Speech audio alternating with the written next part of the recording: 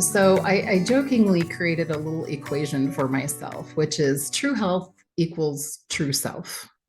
Because I really think the most, you know, health is such it's a word that we think we know the definition of, right? Mm. And you can go look up the definition, and it's like it doesn't encompass what life is really about. It's like absence of disease. Well, what does that say to people who have chronic illness? What does that Mhm. say to people who get cancer? Like you can't have health because now you have disease, or now you have, So for me, that can't be it, right? It can't be just that, all systems are chugging along and everything's perfect and you are never going to get a disease or illness or have an accident or whatever until you die at, like 110, perfectly preserved. I mean, that's not realistic. And that's not, that's just not, uh, that's not helpful as a definition. So for me, as I was saying earlier, it comes back around to, why are you here? What what is your purpose? Why? What do you value? What's important to you? Um, because and that's different, and it can be different for you, at all stages of your life too, right? If you're young and you have a young family, like that's where you put your time and your attention and your effort. But then, your kids go away to school, and then now what? And so we transition through things our whole lives.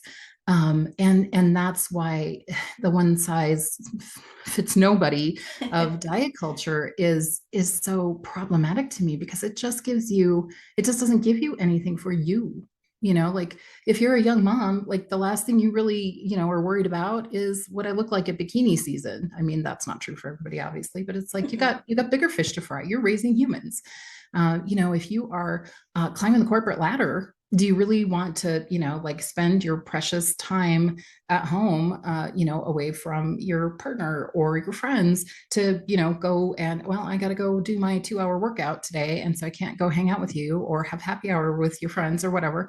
Like there's just, everybody has what's going to be the most supportive for them wherever they are on their journey to that true self.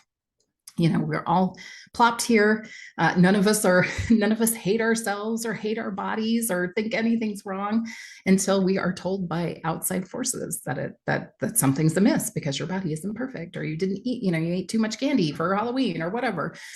Being as we're recording on Halloween here, and it's just it's not helpful or useful. What are you supposed to be doing? And then how can we get you moving toward that with the things that are going to support you? Because, if your big dreams and goals are, I'm climbing the corporate ladder, but when we start to think about what it is that we're put here for, what it is that we're supposed to be about doing, then we can bring in the things that support us in doing that. So if you are doing that, at this time of my life, I'm climbing the corporate ladder, I'm going to do my thing and have my great career.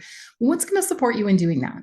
Right? Maybe, this isn't the time to, have 12-hour meals that you cook from scratch. And that's what you're eating. It's like, no, maybe that's not where you want to put your attention. Maybe you want to make sure you have some convenience foods that are going to help you and still get you to your goals, right? So the packaged salads and microwavable rice and all of those things, like that's what you're going to need because you just don't have the room and time. And I mean, again, some people love that, and that's relaxing to you, go for it, right? This is where everybody is different. But how can we maximize you being you, and the health habits, the things that are going to come in and support that, so that you are well nourished, that you are, get plenty of sleep, so that you are managing your stress? Because of course we're all going to be stressed no matter what. So how do we manage that?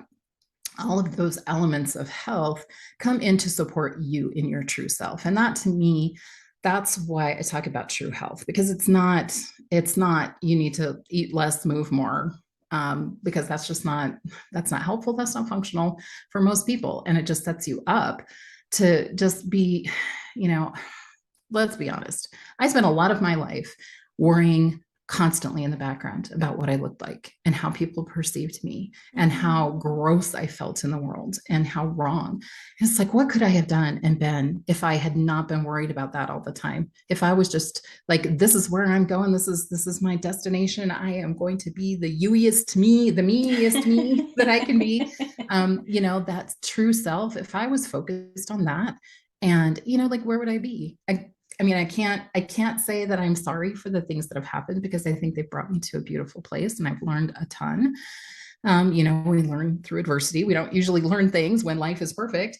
But on the other hand, it does make me sad that I spent so much of my life not doing things that mattered to me, not doing important things, not being out in the world and just making the world better in any way, because I was sitting there, calculating calories in my head and how many I could eat today and being hangry a lot of the time. And just, like, that's no way to live. To me, that is no life.